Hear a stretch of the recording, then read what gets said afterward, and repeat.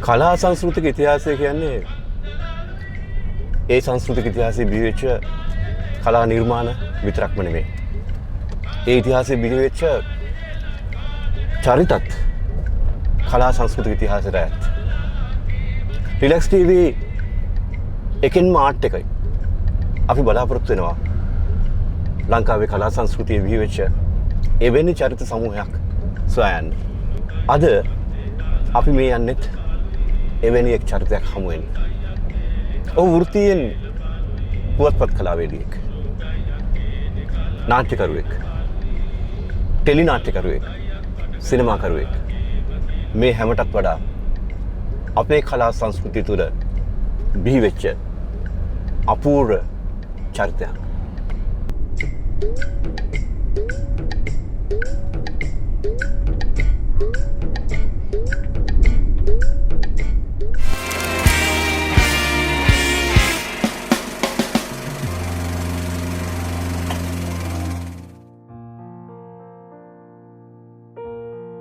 මං ඉපදුනේ 50 දශකයේ අගභාගයේ 1959 තමයි මම උපදින්නේ. ඒ 50 දශකයේ කියන්නේ ලෝකේ මහා විපර්යාස ගණනක් සිද්ධ වෙච්ච ලංකාවෙත්. දැන් අපි දන්නවනේ 56 සිද්ධ වුණේ මොකද්ද කියලා. 56 දැන් කියනවානේ 56 දරුවෝ කියලා අපි. ඉතින් ඒ 59 ඉපදිලා 60 70 80 90 2000 මේ දශක ගත්තාම තාම සරලව කිව්වොත් මහා බරපතල කාරණාවක් ටග්ගල කියන්න පුළුවන්. ඒකත් තමයි කැරලි දෙකක් දැක්කා. රට අභ්‍යන්තරය පැනනගිච්ච කැරලි දෙකක් දැක්ක. ඒ වගේම වසර 30කට අධික කාලයක් පැවතිච්ච සිවිල් යුද්ධයක්. තාම නරක සහ දරුණු ත්‍රස්තවාදයක් එක්ක අපි ජීවත් වුණා අපේ ජීවිත කාලේ. ඒ කියන්නේ මේ අපි පාරේ එක කාලයක් තිබුණා මේ ඇත්ත වශයෙන්ම අපි ගෙවල් වලින් පිට වෙලා ගියාම ගෙදර එයිද කියලා ෂුවර් නෑ. මේක විහිළුවක් නෙමෙයි. මේ මම දන්නේ මේ අලුත් පරම්පරාවල වලට මේක මතකද කියලා.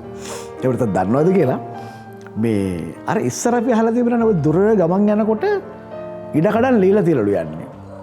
ඔය ඉස්සර දුර පළාත්වල මිනිස්සු සිරීපාදි වන්දනාවේ යනකොට තමන්ගේ ඉඩකඩම් ලීලා තියලලු යන්නේ. මොකද අපෝ එන්න වේද කියලා දන්නේ නැහැ. ඒ කියන්නේ ඒ තරම් වනසතුන් ඊළඟේම නොයෙකුත් උපද්‍රව බහුල වනාන්තර මැද්දෙන් ගිහිල්ලා වගේ ඒ ගමන යන නිසා. දැන් මේ වනාන්තර නෙමෙයිනේ. මේ කියන කාලේ තියෙන අපි ඉතින් රැකියාව වලට යන්න ඕනේ. රසා කරන්න බෑ. හැබැයි රැකියාවට ගියාම ආයි ගෙදර එන්න හම්බෙන්නේ දැන් නැහැ. ඒනොට යනවා. ඒ කියන්නේ මරණය හිස මත තබාගෙන තමයි මිනිහා ජීවත් වෙන්නේ. මිනිස්සු කොහොමත් මරණය හිස මත තබාගෙන තමයි ජීවත් වෙන්නේ. ඊට වඩා මේ ඔය කියන කතන්දර ටික ජීවමානව පෙරෙන්න ගත්ත පුදුම කාලයක් දැන් චතුර මගේ ජීවිතෙන් අඩක් විතර ගත කරලා තියෙන ඔය භීෂණ යුද්ධ සන්ත්‍රාසය පැතිගැන්ම ඉවත් එක්ක. අනිත් පැත්තේ ලෝකෙත් එහෙමයි. ලංකාව විතරක් නෙමෙයි ලෝකේ ගත්තත් අපි අල්ලබරට ඉන්දියාව ගත්තත් කීන්නේ හා ලෝකේ ගත්තත් අපිට පේන්න තියෙන මහා විපර්යාස ගණනාවක් සිද්ධ වෙච්ච කාලවකවානු.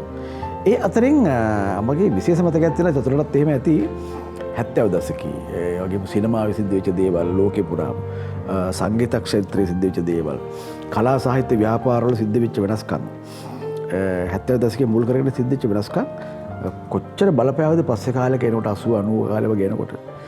ඉතින් මම හිතනවා සිදුවීම් ඉතා ඉක්මනින් සිද්ධ වෙච්ච සිදුවීම් බහුල අපිට අපි හුස්ම ගන්නවටත් වඩා වේගෙන් සිදුවීම් සිද්ධ වෙච්ච කාලයක් චතුර මං හිතනවා අපේ වයස ඒ නිසා හරි ඉක්මනට ගෙවුනේ කියලා.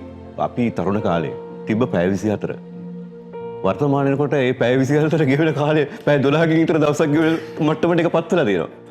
එතකොට අනිත් දේ තමයි මේ තාක්ෂණය ප්‍රබල වෙනස්කම් කරා ලෝකයේ ජීවිතේ අපිට කොහොමද ඒක බලපෑවේ? අපිට බලපෑවා හොඳට වගේම නරකටත් කියලා මම හිතන්නේ. දැන් එකක් තමයි අපිට පැහැදිලිව පේනවා චතුර තාක්ෂණයේ ගමන නිකන් ක්‍රමිකව ආපු එකක් නෙමෙයි ඒකයි වැඩි. දැන් යුරෝපය හරි ඇමරිකාව හරි එහෙම නැත්නම් අනිත් රටවල් ගත්තාම අපිට පේනවා ඒවා ඒවා තිබිච්ච තාක්ෂණික අපි ගමුකෝ තාක්ෂණ විප්ලවය කියලා. ඒවා හරිම ග්‍රැජුවලි ආවේ. හරිම ක්‍රමාංකයකට සිද්ධ වුණේ. අපේ එහෙම නෙමෙයි අපේ කොරම දැන් අපි ගමුකෝ තාම සරල උදාහරණයක් අපි ගමුකෝ ටෙලිවිෂනය කියලා. දැන් ටෙලිවිෂනය ලෝකයට ආපු ගමන් මගක් තියෙනවනේ. හැබැයි අපිට එන්නේ එහෙම නෙමෙයි. අපිට අපි අහලා තිබුණා කාලයක් අපිට ආවෙම නැහැ. 80 දශකයේ මුල හරියේ එක්වර වෙනවා නිකන්. ටෙලිවිෂන් එක්වර වෙනවා. හවස නැගිටලා උදේ හවස නිදාගෙන උදේ නැගිටලා බලනකොට ටෙලිවිෂන් එක. ටෙලිවිෂන් එක. ඒ වගේ තමයි ඔය ආර්ථික විපර්යාස සිද්ධ වෙන්නේත් එහෙමනේ. දැන් 1977 එක්තරා දවසක ඒ දවසින් පස්සේ අපි ගම්බද ගුරු පාරවල් වල දූවිලි අමාගෙන බස් යනවා. අපි වෙළඳපළට ගියාම අපි දැකලා නැති පළතුරු වර්ගයක් තියෙනවා කොළ පාට. ඒකට ඇපල් කියලා කියනවා. අපි ඇපල් දැකලා තිබුණේ ඊට කලින් චිත්‍රපටි වලයි බින්දුරු වලයි. ඇපල් ගොඩවල් ගහලා තියෙනවා. මිනිස්සු පිරලා බඩු ගන්නවා. ඊළඟට ගෙවල් වලට ආපුවම ගෙවල් වල බඩු පිරලා. ඒ මුල් කාලේ දැන් ඔබට මතක ඇති හරි ලස්සනයි කියන්නේ අර මේ සීතකරණේ. ඒ කුඩා ගෙවල් වල සීතකරණේ තියන්නේ සාලේ. ඒක ප්‍රදර්ශන භාණ්ඩයක්. සමහර වෙලාවට සීතකරණ දෙකක් තියෙනවා. ඒ දෙකක් තියෙන මොකටද කියලා දන්නේ නැහැ. දෙකක් තියෙනවා සාලේ දෙකක්. දැන් විශාල පුටු සෙට් එකක් තියෙනවා. පුටු සෙට් එකේ ඉටි කොලකින් වහලා තියෙනවා. ගෙදර එහෙම ඇවිදින්න බෑ. අර භාණ්ඩ කියන එකෙන් ඒක එක්කම ඔබට මතක ඇති භාණ්ඩත් භාණ්ඩ වලින් ගෙදර අවකාශයේ ඇහුරුණා වගේම අපේ මානසිකව අපේ ඇති කරගත්ත භාණ්ඩ වලුත් අපේ මනස ඇහිරෙන්න පටන් ගත්තා. ඒ නිසා මම හිතනවා හරිම ක්ෂුද්‍ර කැහැටු කෙසක මිනිහෙක් තමයි ඊට පස්සේ බිහින්න පටන් ගත්තේ. ඒ කියන්නේ අපේ මේ වටිනාකම් වල මහා විශාල වෙනසක් වුණා මේ පරිභෝජනවාදය ඇවිල්ලා හිටි ගමන් ඇවිල්ලා ඒක දරා ගන්න බැරි තත්ත්වයක් වෙලා බෑ. මනුෂ්‍ය සම්පූර්ණයෙන්ම වෙනස් වුණා. ඒක භෞතික ප්‍රතිඵලයක් තියෙනවා අද පේන්න තියෙන එකක්. දැන් අපි ගමුකෝ දියවැඩියාව වගේ රෝගයක්. දැන් දියවැඩියාව කියන රෝගය කවදත් තිබුණා අපේ රටේ. නමුත් ඒක මෙහෙම වසංගතයක් මට්ටම තිබුණේ නේද? අද කියන්නේ ඒක වසංගතයක් කියලානේ. ඒ මොකද අර ආහාර රටාව වෙනස් වුණා. ඉතින් ආහාර රටාව වෙනස් වීම සහ ඩයබටික් අතර ලොකු සම්බන්ධයක් තියෙනවා කියලා දැන් වෛද්‍යවරුත් කියනවා විද්‍යාඥයෝ කියනවා. ඒක උනේ කොහොමද? ඒක ක්ෂණික ආහාර. මේ මිනිස්සු දැන් ඒ ක්ෂණික ආහාර ගන්න වෙන්නේ ඇයි? මිනිස්සු ක්ෂණිකයි හැමෝදේම ටක් ගාලා කරන්න ඕනි. ඒ ටක් ගාලා කරන්න කියන ගිලන් එනවනේ අපිට අමතක කරන්න බැරි කාරණාවක්. මහා තරගයක්. හැම මිනිහින්ම දුවන්නේ තරගයකට. මහා තරගයකට අපි ඇදලා දැන් මේ තරගයට ගිය නැති මිනිහා පරාදයි. ඒ තරගයට නතු වෙච්ච නැති මිනිහාට මුකුත් කරගන්න බෑ. ඒතරොත් මේ තරගයේ ඉතින් තරගයත් මේ යහපතට සිද්ධ වෙනවමත් නෙමෙයිනේ. තරගයේ යහපත් තැනුත් තියෙනවා නමුත් වැඩමුළු තියෙන අයහපත් තැන්. ඊළඟ එක තමයි මේ තරගයේ මිනිසා සහ මිනිසා අතර පමණක් නෙමෙයි. මිනිසා පාලනය කරන මේ වෙළඳ සමාජය අතරත් මහා තරගයක් තියෙනවා. වෙළඳ සමාගම් සහ සමාගම් අතර තරගය. හැබැයි හොඳට බලන්න ඒ වෙළඳ තරගයේ වාසිය ජනතාවට ලැබෙන්නේ නෙමෙයි තියෙන්නේ. ඒ ප්‍රතිලාභ ජනතාවට ලැබෙන්නේ නැහැනේ. ඇත්ත. එතකොට ඒ වගේ මහා තරගය කියන එකේ තේරුමත් ඒ තරගය කියන එකේ තේරුමත් නැති තරගයක්. ඒ වගේ මහා තරගකාරී හුස්ම ස්පාසුවක් නැති වෙලාවක් නැති මනුස්ස සබඳකා පවත්වාගෙන යන්න කාල වෙලාවක් නැති තාම ආත්මාර්ථකාමී මේ මිනිස් පුඤ්ජයන් බිහි වුණාගත් එක්ක අපි මේ කතා කරපු ලෝකයේ නිර්මාණකරණයේ යෙදිච්ච කෙනෙක් තමයි ජයන්ත චන්ද්‍රසිරි. ජයන්ත මේ දැන් සාමාන්‍ය මිනිසෙක් සහ නිර්මාණකරුවෙක් ගත්තාම යම්කිසි වෙනසක් තියෙනවා. නිර්මාණකරුවා සාමාන්‍ය සත්වයෙක් නෙවෙයි. දැන් ඔබ නිර්මාණකරුවෙක් විදිහට මුලින්ම පිවිසෙන්නේ නාට්‍යකරුවෙක් විදිහට. මේ නාට්‍යකරුවාගේ තිමිරගේ මොකද්ද? ඇයි ඔහු ඉපදුනේ? කොහොමද ඔහු ඉපදුනේ ඔබ තුළ? මානවේ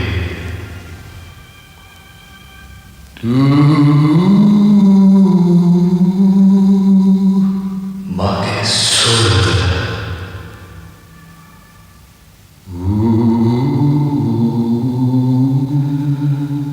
මායා නොවේ ඉතිරිවේ එය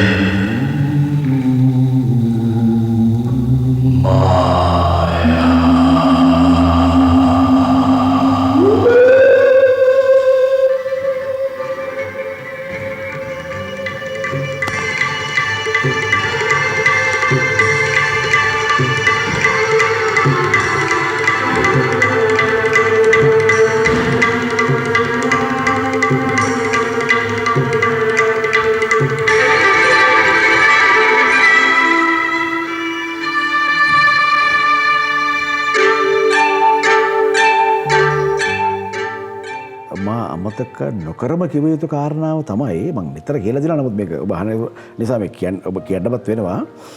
මේ මගේ පාසල මම ඉගෙන ගත්තේ හිංගෙද මහාවිද්‍යාලය කියලා ගම්බද මහාවිද්‍යාලයක. දැන් මේකේ මහිමය තමයි මේ පාසල මේ නාට්‍යකාරයෝ කවුරුත් හිටපු පාසලක් නෙවෙයි. සහ නාට්‍ය බලන්න අවකාශ ලැබිච්ච පාසලකුත් නෙවෙයි. කැරේ ගම්බද ටයිල නාට්‍ය පෙන්වන්නේ නාට්‍යකාරෝ ප්‍රසිද්ධ නාට්‍යකාරෝ අපේ පාසලට එහෙමයි ලඩ කවදාවත්. ඉතින් ඒක ආකස්මික හේතුවක්ද නැද්ද මම දන්නේ නැහැ. 6 පන්ති ඉගෙන ගන්න කාලේ අපේ පන්තියේ බාර ගුරුතුමිය ඇවිල්ලා ලෝක ළමා දිනේට මේ කාටද නාට්‍යයේ අයගේ තියෙන විශේෂකම තමයි වහන්නේ. මේ වෙනත ගුරුවරයෙක් ඒ නාට්‍ය කතාව ගැන අහන්නෙම නැහැනේ. මේ ඇය අහනවා පන්තියට ඇවිල්ලා කාටද මේ ලෝක ළමා දිනේ එනවා එදාට කරන්න නාට්‍ය ලියන්න පුළුවන් කාට. අදත් දන්නේ නැහැ චතුර මම අත ඉස්සුවයකට. දැන් මම අත උස්සලා බලපුවම කවුරුත් අත උස්සලා නැහැ. ඉතින් කවුරුත් අත උස්සලා නැති නිසා මට ලියන්න සිද්ධ වෙනවා. ඒ තරගයක් නෑ කවුරු තියෙන. ඒ නාට්‍ය ලියනද හිතන්නේ නැද්ද කවුරුක. ඉතින් මම නාට්‍යයක් ලියදී බලන් ගියාම ඒ දේවස් ලියලා ඉතින් ඊට ඉස්සරහන් ඒ කවුරු ඉගෙනනවද මන් දන්නේ. ඒක කොහෙන් හරි ආපියක් හරි. ඊළඟට ඒක ලිව්ව නිසා මට සිද්ධ වුණා ඒක මෙහෙවන්න. ලියුපෙක් කරානේ. එතකොට මට වඩා දැන් මම සාමාන්‍යයෙන් මේ මමත් අපි පස්තරයක් ඉදිරිය හිටියා මේ ඩබල් ප්‍රොමෝෂන් ආපු අය. ඒකයි තා නරක ක්‍රමයක් තිබ්බා. මේ තාම දක්ෂලවයි කියලා අයව මේ දානවා මේ පන්තියක් කර පන්තියක්. ඒතර මම අවුරුද්දක් විතර බාලයි 6 පන්ති ඉන්නකොට අනිත් ලොකු ළමයි ඉන්නේ. උන්ට ඔවයිඩ් අරම්මනම් ඒ ලොකු ළමයි ගන්න මම රඟපාන්න. මා යටතේ රඟපානවා. දැන් රඟපානවා දැන් කියන්නේම මා යටතේ රඟපානවා කියන්නේම පොඩි ප්‍රබෝධයක් එනවනේ නිකන් අර මෙහෙවීමේ බලයක්. ඒ මෙහෙවීම කියන එකේ බලය මම වටහා ගන්න ඒ කාලේ. මේ මෙහෙවන්න සතු බලය. ඒක තමයි මේ අවසානයේ මට මේ කතාවේ මට මා වෙනින් මට ගන්න දෙන දේ. ඉතින් මට උතන යන්න ඉස්සෙල්ලා පොඩි ප්‍රශ්නයක් අහන්න. මේ ජීවිතය කියන්නේ හරි අහම්බයක්. ඔය දේ අහම්බයක්. මම හිතන්නේ මේවා අහම්බ කියලා කියන්නේ අපිට මේක එතනින් යට විග්‍රහ කරගන්න බැරි නිසා. සමහර විට තවත් වයසට ගිය කාලෙක මම ජීවිතුන් අතර හිටියොත් මීට වඩා විග්‍රහ කරන්න පුළුවන් වෙයි. හැබැයි ඔබ මේ අහන මේ මොහොතේ සමහර කාරණා විග්‍රහ කරන්න මට අපහසුයි. ඒ නිසා ඒක අහම්බයක් කියලා දැනට තියාගත්තට කමක් නැහැ. මගේ මූලික විශ්වාසය අහම්බ නෙවෙයි කියලා. මේවා බලන් ගියාම තාම නිශ්චිත හේතුඵල ද්‍රාමයක ප්‍රතිඵල. ඉතින් ඒවත් එක්ක තිබෙන දේවල් විග්‍රහ කරලා බලන්න ඕනේ. ඒ අංශු කොහෙන්ද ආවේ? ඒ ජීවිතය කියලා ලියපු කතාව. මං හිතන්නේ නිශ්චිතවම කතන්දරයක්.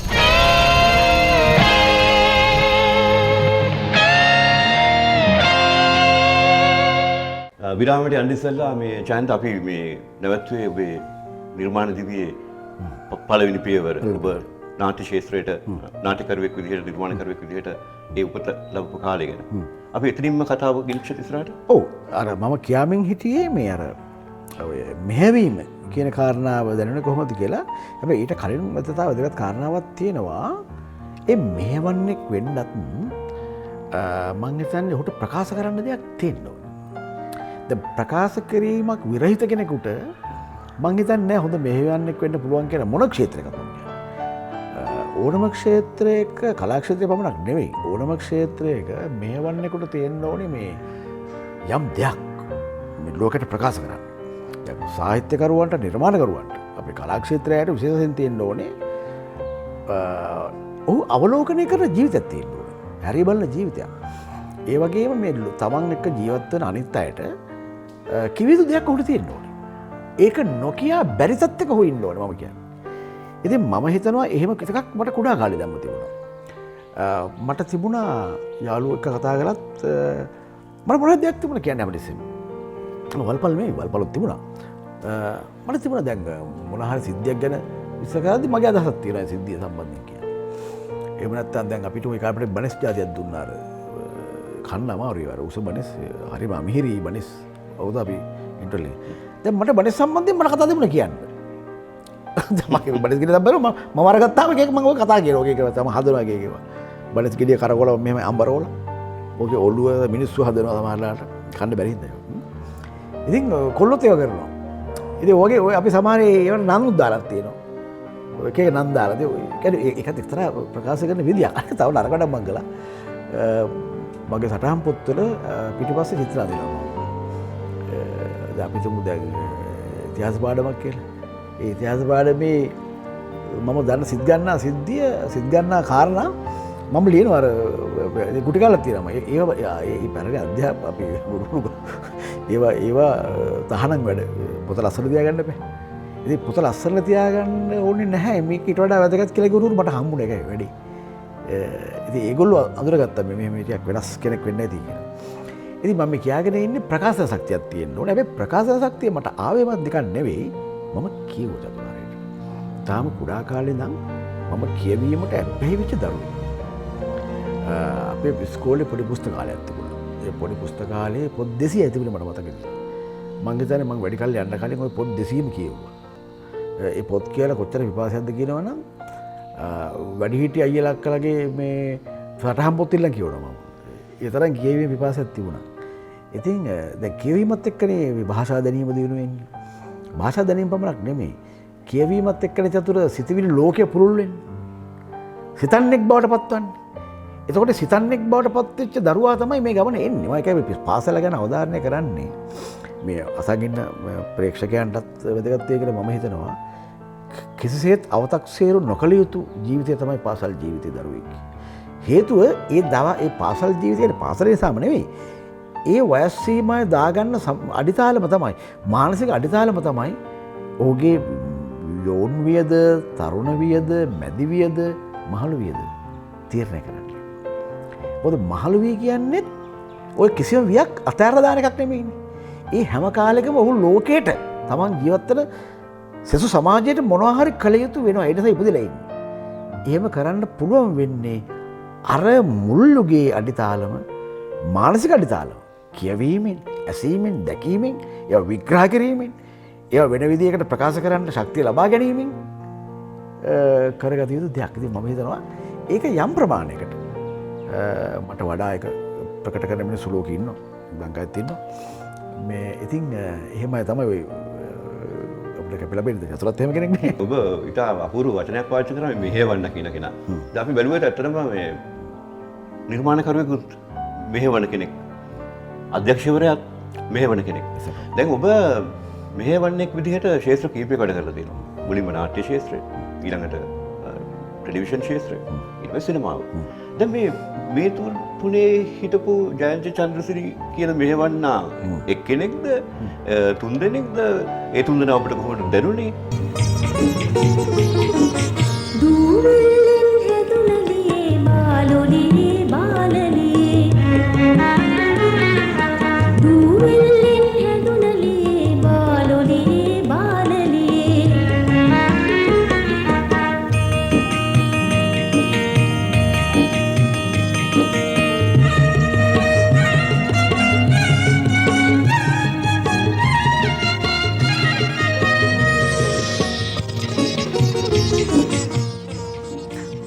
මගේ නිර්මාණ සගයන් කියන විදිහට ඔවුන්ට දැන් අපි ගත්තොත් අපි නම් අපි කවුරුත් දන්නේ නැඳ නම් ටිකක් කියමුකෝ. අපි කියමු කමල් අද්දරආරච්චි, ශ්‍රියන්ත මෙන්ඩිස්, ජැක්සන් ඇන්තනි, එතකොට බුද්ධදාස විතානාරච්චි, දැන් මේ අපි කීප දෙනෙක් ගමුකෝ, වසන්ත විට්ටච්චි ආදී වශයෙන්. ඒගොල්ලෝ පොදුවේ කියමු කාරණාව මටම කියලා තියෙන කාරණාව තමයි දැන් මේ ඔවුන් මාව මේ ක්ෂේත්‍ර තුනේම වෙනසක් දකින්නේ නැහැ. කියන්නේ නාට්‍ය වේදිකාවේදීත්, රූපවාහිනියේදීත්, සිනමාවේදීත් ඔවුන් දකින්නේ එකම මෙහෙවන්නෙක්, එකම පෞරුෂයක්, එකම එකක්. හැබැයි මේ මාධ්‍ය ත්‍රයක්, මේක මාධ්‍ය තුනක් කියලා මම හොදාකාරව දන්නවා. කතතර අපිට අමතක වුණා තව කාරණාවක් තියෙනවා. මම පොත්පත් කලාවේදී මම මේ මෑතකදී මම විශ්‍රාම ගියේ මේ දිවිල පොත්පතේ කතුරුවරයා විදිහට. ඒකත් මෙහෙවන්නේ. මම පොත්පත් කලාවේදී විශාල සංඛ්‍යාවක් මෙහෙවුවා මම. ඊට කලිනුත් මම විවිධ තනතුරු වල ඉන්න කාලවල මම ගොඩක් අය මෙහෙवला තියෙනවා. දැන් මම කියන්නේ මෙහෙවන්නේ හැම විටම නිර්මාණකරුවෙක්. කියන්නේ ඔහු නිර්මාණය කරන එකක් තියෙනවා. ඒ ඔහු නිර්මාණය කරන කාරණාවට තමයි අර අවශේෂ දේවල් සහ පුද්ගලයන් මෙහෙවන්න. ඒක ප්‍රතිඵලය අවසානට සමාජයට ලැබෙන එකක්. එතකොට සමාජයේ පිළිබඳව ඔහුට ලොකු ආදරයක් තියෙනවා. දැන් චිත්‍රපට නාට්‍යයක් කළත් චිත්‍රපටයක් කළත් ටෙලි නාට්‍යයක් කළත් එහි අවසාන විග්‍රහය වශයෙන් දක්වන්න පුළුවන් මේ සමාජය කෙරෙහි අපි මෙහෙම ගමුකෝ චතුර සරල වචනයකින් සමාජය කෙරෙහි මගේ තියෙන ආදරය. මං සමාජයට හරිම ආදරේ. ඒතර මේ සමාජයට මගේ තියෙන ආදරය මට හරියට ප්‍රකාශ කරන්න ඕනේ. ඒ ප්‍රකාශ කිරීම සඳහා මම මොනවද කරන්නේ ඒවා මට වැදගත් නෑ. මං කොයි විදියට හැසිරෙනවද? මම කොයි විදියට මේ දෘঢ় වෙනවද? කොයි විදියට නම්‍යශීලී වෙනවද? කොයි විදියට මම අනිත් අයට සවන් දෙනවද? මං කොයි විදියට අනිත් අයට සවන් නොදෙනවද? මේක කතා දාලා නෑ. මම මගේ ආදරය වෙනුවෙන් මම එක්තරා ආකාරයකින් දෘঢ় කියන වචනේ හරි ගමනක් යනවා. ජයන්ත මේ ඔබේ නිර්මාණ වේදිකාව ටෙලිවිෂනය සිනමාව මේ සියලු නිර්මාණ දිහා බලද්දී මේ මට දැනෙන කාරණයක් තියෙනවා මේ ඔබ හරි නාට්‍යමය. ඔබේ සාහිත්‍යයත් නාට්‍යමය. ඔබ දැඩි ලෙස ඔබේ තිර රචනය කෙරෙහි විශ්වාසය තබන අධ්‍යක්ෂකයෙක් විදිහට අපිට දැනෙනවා. දෙවැන්න ඔබ රංගනය පිළිබඳව මහ විශාල ආකාරයක මේ විශ්වාසයක් තබන අධ්‍යක්ෂකයෙක් විදිහට අපිට දැනෙනවා. මේක හරිද? හරියට හරියටම හරි. ස්තුතියක මතක් කළාට. දැන් ඔය රූපණය කියන කාරණා ගමු ඉස්සෙල්ලා මම වඩාත්ම කැමති එක නිසා දැන් රූපණය තමයි මම එක්තරා ආකාරයකින් මේ ජීවිතය අවබෝධ කරගන්න මට අත්පතක් වුණේ රූපණය. එක එක මිනිස්සුන් එක එකව තියෙනවනේ. දැන් සාහිත්‍ය අසුරු කළා ඒ ඔක්කොම හරි. මම ජීවිතය අවබෝධ කරගත්ත හුඟක් දේවල් ගත්තා. දැන් රූපණය තමයි මට මගේ මනස ඇතුළට යන්න පුළුවන් එක කාරණා. ඒකට දැන් රූපණය අපේ රටේ හුඟක් අය දන්නේ නැහැ මේ රූපණය විද්‍යාවක් වශයෙන් හදාරන්න හම්බෙච්ච ඉතාම සුළු පිරිස එක්කෙනෙක් මම. ඉතින් ඒක මොකද්ද භාග්‍යයක් ලැබෙ ඒකත් අහම්බයක් ලැබිච්ච එකක්. මේ ඒකත් එක්ක මම දැනගත්ත මේ රූපණය කියන්නේ මහ විශාල මානසික කලාපයක්. රූපණය අවබෝධ කරගන්නවා කියන්නේම අනෙක අවබෝධ කරගන්නවා කියන එක මම තේරුම් ගත්තා. මම මිනිස්සු දිහා බලන්නේම සමහර වෙලාවට බලලා තියෙන්නේ ඒ රූපණය එහෙම තමයි. ඔන්න එතනට එනවා නාට්‍යකාරයා කියන එක. මම ඇත්තටම දැක්කේ අර කියනවානේ ඔබ අහලා ඇති අර අයිසන්ස්ටයින් ගැන කියනවානේ. අයිසන්ස්ටයින් දැක්ක ක්ලෝස් අප් එක මොකද්ද කියලා ඉස්සෙල්ලාම අර ඔහුගේ ඇඳ ළඟ තිබිච්ච මේ කවුළුව තමයි ෆ්‍රේම් එක. කවුළුවෙන් පිටතට කවුළුවට එවිච්ච මේ ලීලක් මලක්. අයිසන්ස්ටයින් ලියනවා වරක් කවියක් මා දැක් මගේ අම්මා මාව කවුල් ඇඳේ තියලා ගියාට පස්සේ මම ඇස්සල්ලා බලපුවා මට පේන්නේ මේ කවුළුවේ ඒක තමයි මගේ ස්ක්‍රීන් එක. අතරස් රාමුව. මේ රාමුවට ඇතුළේ වෙන ලීලක් මලක්. ඒ තමයි මම ඉස්සෙල්ලාම දැක්ක සමීප රූපේ. ඒ වගේ දැන් බලන්නකෝ දැන් අපි ඒක කොච්චර ගැඹුරුද අපි දන්නවා අයිසන්ස්ටයින් මේ සමීප රූප පිළිබඳව දැන් චිත්‍රපටයට සමීප රූපේ ගැනීම එන්න මුල් වෙච්ච නැත්නම් පුරෝගාමී වෙච්ච සිනමාකරුවෙක් හැටියට සලකනවා අපි. මේ ඒ වගේ මේ මම ජීවිතේ දැක්කේ අර කෙසියම් මට පොඩි කාලෙම මම දැක්කේ මිනිස්සු හරි නාට්‍යකාරයන් තමයි. මිනිස්සු නිකන් මහා නාට්‍යමය ස්වරූපයෙන් තමයි මේ ලෝකේ හැම දෙයක්ම සිද්ධ වෙන්නේ. මම දැක්කදී ඒක තමයි මම ඔය කරන්නේ. ඒක වෙන අයට එහෙම පේන්නේ නැතුව වෙන්න පුළුවන්. ඊටාම සසලවන රූපවලත් සසල නොවන රූපවලත් මම දකිනවා නාට්‍යයක්.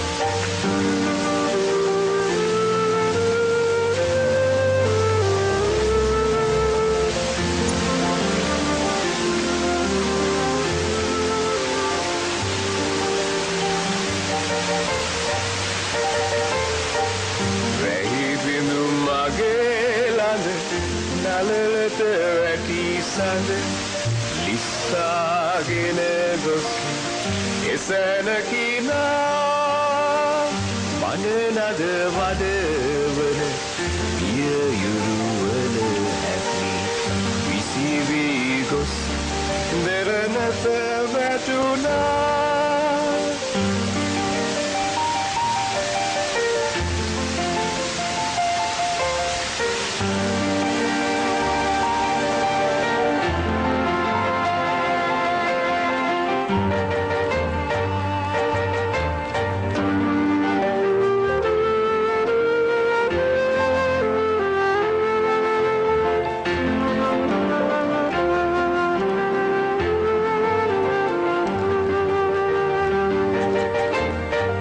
ප්‍රකාශයක් විදිහට අතර දෙදෙනෙක් අතර ටිකක් තියුණු සංවාදයක් ගැටුමක් ඇති වුණත් එහෙම නැතුව දෙදෙනෙක් එකිනෙකා දිහා නිකන් මෙහෙම මූණට පොඩ බලාගෙන හිටියත් මම දකිනවා ගැටුමක්.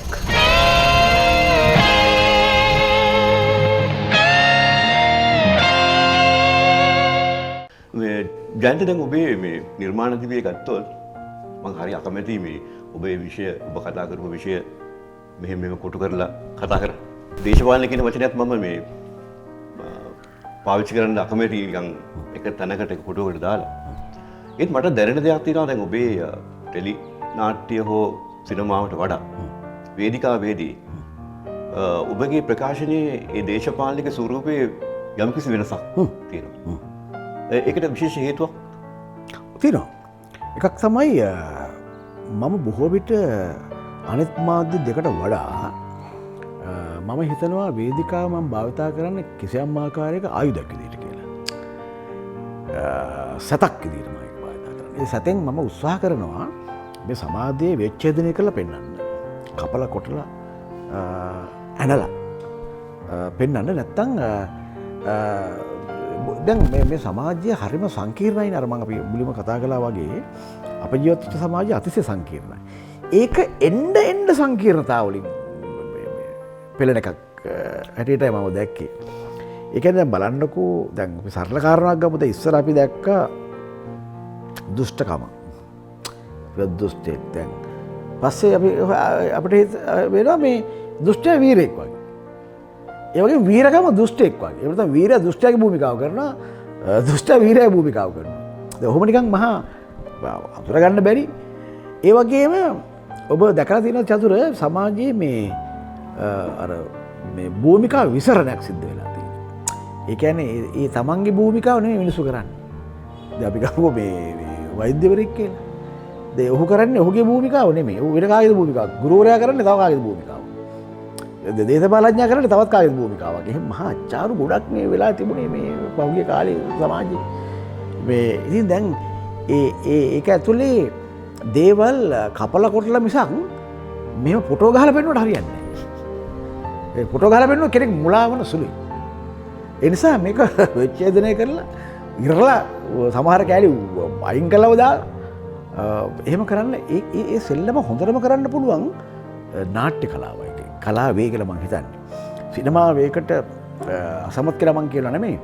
සිනමාවෙන් ඒක කරන්න මම අසමත් කියලා මං හිතන්නේ. යත මේ රසිකයෙක් විදිහට මේ ඔබ තුළ වඩාත්ම ආශාදයක් ඇති කරපු මේ නාට්‍යකරුවන් ඉන්නවද? කොහොමද ඒ අය ඔබට දැනුනේ? ලංකාවේ මම වඩාත්ම ආශක්ත වෙන සාමා පුදුමයට පත්වන නාට්‍යකරුවා සුගතපාල සිල්වා. ඒ වගේම හෙන්රි ජයසේන, දයානන්ද ගුණවර්ධන මේ තුන්දෙනා මට මහා පුදුමාකාර නාට්‍යකාරයෝ. එක්තරා ආකාරයකින් අපේ නාට්‍ය ශ්‍රී ලංකාවේ නාට්‍ය පිළිබඳව මුළු කතාවම මේ තුන්දෙනෙන් කියන්න පුළුවන් කියලා මම හිතනවා. ඒකටක් හිතුවක්කාර ප්‍රකාශයක් වෙන්නත් පුළුවන්. නමුත් මම සරච්චන්ද්‍රයන් අමතක කරනවා නොවේ. හැබැයි ඊට වඩා මම දකිනවා මගේ පැත්තෙන් මම දකිනවා මේ විශේෂ නාට්‍යකාරයෝ තුන්දෙනා කරපු කාර්යය තාම ඉවර වෙලා නැහැ කියලා මම හිතන්නේ. ඒ ඔවුන්ගේ ගමන තමයි මේ තාම යන්නේ. ඒකයි ලස්සන වැඩේ කියන්නේ. කවුරුත් තේරුම් ගන්න නැහැ. ඒ ඔවුන් ගෙනාවු පීලිතුන තමයි තාම යන්නේ. එහෙම යමින් වෙනේන අපි කියනවා කිව්වට සරච්චන්ද්‍රයන් අමතක කළ යුතු නෑ කිසිසේත්ම. හරි. නමුත් මේ පීලිතුනෙන් මම හිතනවා අපේ රටේ අතීත නාට්‍ය කලාව පමණක් නෙමෙයි වර්තමාන නාට්‍ය කලාවත් අනාගත නාට්‍ය කලාවකට කියන්න පුළුවන් කියලා ශාස්ත්‍ර කියනවා. මේ පීලිතුන ස්ටඩි කළොත් අධ්‍යයනය කළොත් මේ ජයන්ත මේ අපි දන්නවා ඔබ ඉතාලි වැඩි මෙහෙවන්නගේ කාර්යයේදී. නමුත් බොහෝ නිර්මාණකරුවන් ලෙස ඔබ මේ තනි පුද්ගලයෙක් විදිහට තමන්ගේ නිර්මාණ ජීවිතය සලකන කෙනෙක් නොවන බව පේනවා. ඔබ කණ්ඩායම්ගත වන කෙනෙක්. ඔබේ කණ්ඩායම වසර ගණනාවක් ඔබත් ළමක ඉන්නවා. ඒ කණ්ඩායම්ගත ශක්තිය පිළිබඳව මොකද හිතෙන්නේ? ඔව්. අපි ඉගෙන ගත්තේම කණ්ඩායමක් විදියට. ඒ නිසා අපි ඉගෙන ගත්තා දැන් ඊටාම දියුණු රූපණ ක්‍රමයක් අපි ඉගෙන ගත්තා. The method of physical actions. මේ ක්‍රමය ස්ටැනිස්ලාව්ස්කී ඉදිරිපත් කරපු මේ රංග සිද්ධාන්තය අපි මුල්ම කාලේ ධම්ම විධිමත්ව ඉගෙන ගත්තා. දැන් ඒ අපි ඉගෙන ගත්තේ එතකොට එහි තාම ශාස්ත්‍රීය කණ්ඩායම් වලින් වගේම ඒ නූතනත්වයට ලක් කරපු එහි ඉතාම සාධනීය කොටස් අරගෙන තවත් ක්‍රම දියුණු කරපු නාට්‍යකරුවන්ගෙනුත් රූපණ න්‍යායාචාර්යවරුන්ගෙනුත් ඉගෙන ගන්න අපිට අවකාශය ලැබුණා. එතකොට මේ සිස්ටම් එක ඉගෙන ගන්නවා වගේම අපට පුළුවන් වුණා ඒක යොදා ගන්න අපට ඕන විදියටත්. එතන තමයි මම අර ඔබ සමූහය කියන කණ්ඩායමකට එන්නේ. සමූහයත් එක්ක එන එක අද අඳුන්වන ඔය ඔන්සාම්බල් ප්ලේයින් කියලා මේ කියන්නේ මේ නළු මුළු රූපණේ. දැන් නළු මුළු රූපණේ මට භාවිතා කරන්න පුළුවන් වුණා මගේ ආරම්භක නාට්‍යයේදී. මේ කියන්නේ 1979 මම නිර්මාණය කළපු සරස්වති නාට්‍යයෙන්ොත් මම ඔන්සාම්බල් ප්ලේයින් ගත්තේ. ඒතර ඒක ඇතුලේ ස්ටැනිස්ලාව්ස්කී විධික්‍රමය විද්‍යාව කියලා තියෙන අතර ඒ දියුණු කරපු කාරණා ගොඩක් භාවිතා කළා. ඉතින් ඒක මට වාසියක් වුණා. මම 1985 අත්නාට්‍ය නිර්මාණය කරනකොටත් ඊට පස්සේ මම මෝරා නාට්‍ය නිර්මාණය කරනකොටත් ඊට පස්සේ ඔත්තුකාරය නාට්‍ය නිර්මාණය කරනකොටත් මගේ දැන් වර්තමානයේ තිබෙන හංගඩි ධාතුව නිර්මාණය කරනකොටත් හොඳට බැලුවොත් පෙනේ ඒ ඔක්කොගේම ඔන්සාම්බල් ප්ලේයින් තියෙනවා. අර විද්‍යාත්මක රූපණ ක්‍රමයේ උකහාගත්ත එහි ඒ සමතික්‍රමණය කරපු කාරණාවක් විදියට. ඉතින් බොහෝ ලංකාවේ විචාරකයෝ වුණත් මේක මේ මුල් කාලේ වටහා ගත්තේ නෑ මේක. මම ඒක වටහා ගත්ත පළමු පුද්ගලයෝ 3 දෙනෙක් ඉන්නවා. මම ඒ 3 දෙනා අතිශය ගරු කරනවා. ඔවුන් තමයි ඒක හරියටම කිව්වේ. ඔවුන් එහෙම නොකියන්න මේක මහ විකාරයක් කියලා මේ ඉවත දාන්න ඉල්ල තිබුණා අපේ මේ විචාරක ක්ෂේත්‍රය තුල. ඒ පළවෙනි එක තමයි සුගත පාලසිල්වා. දෙවෙනි එක කියලා තිස්ස අබේසේකර. තෙවැන්න අජිත් සමරනායක. ඔබ දන්නවා ඊටම දීප්තිමත් සහ තාම බුද්ධිමත් ඉංග්‍රීසි පොත්පත් කලාවේදී. ඔහු තමයි කිව්වේ මේ සිස්ටම් එක ජයන්ත චන්දසිරි මේ ගේන මේක කරුණාකරලා තේරුම් ගන්න මේක වෙන විදියක්. සුගත පාලසිල්ලත් ඒක කිව්වා. තිස්ස අබේසේකරත් කිව්වා. තිස්ස අබේසේකර ඒ කාලේ තිබිච්ච 60 කන්ට ජාතික රූපවාහිනියේ තිබිච්ච 60 කන්ට කියන වැඩසටහනේදී කිව්වා මම පුදුමයටපත් වෙනවා මේ තරුණයා කොහොමද මේවා ඉගෙන ගත්තේ මේ සිස්ටම් එක මේ වගේ අය මම දැකලා තියෙනවා පිටරටවලදී. ඒකම මම යුරෝප සංචාරය කරද්දී මම දැකලා තියෙනවා මේ වගේ නාට්‍ය කරන නාට්‍යකාරයෝ. හැබැයි ලංකාවේ මම තාම දැකලා නැහැ. අනිත් එක රිචඩ් සොයිසා. කියන්න ඕනේ. රිචඩ් ඒක හරි වැදගත්. රිචඩ් මට කිව්වා මචං මේ ඔබ කරන දේවල් අපි ඉංග්‍රීසි වේදිකාවේ තාම කරලා නැහැ කිව්වා. ඒ කාලේ. අපි අත ලොකු මෙත්‍රාත්වයක් තිබුණා. ඉතින් මම කිව්වේ චතුර මේක මේ වෙනස මේ අපි දැනගෙන කරපු දැනගෙනම කරපු අත්හදාබැලි. නොදැන කරපු අත්හදාබැලි නෙවෙයි. ඒකට අර ඔබ කියනා වගේ අර පිරිස මට ඉතාම සහයක් වුණා. ඒ ඔබ කියනා වගේම අර ඒ කණ්ඩායම එක තමයි මේ අත්හදාබැලි වෙනයි කරන්නත් බෑ. ඒ කණ්ඩායම මාව දැනන් හිටියා මගේ කණ්ඩායම දැනන් හිටියා. ඒ නිසා මට පහසුවක් වුණා මේ කාරණා මේ පරීක්ෂණ අත්හදාබැලි කරන්න. ජයන්ත ඔබ මේ මෙරට ටෙලිනාට්‍ය ඉතිහාසයේ හරවත් ටෙලිනාට්‍ය කඩාවක් බිහි කරන්න මහ විශාල දායකත්වයක් දරපෙන බව අපි කවුරු පිළිගන්න. ඔබේ පළවෙනි නිර්මාණය මේ වෙදහාමිනිය නම් වූ මහා අපූර්ව රූපකාව්‍යය. මේ වෙදහාමිනිය හම්බෙන්නේ කොහොමද? වෙදහාමිනිය ඔබේ හිතේ පිළිසඳගන්නේ කොහොමද? ඒකේ මොකක්ද පසුපස කතාව?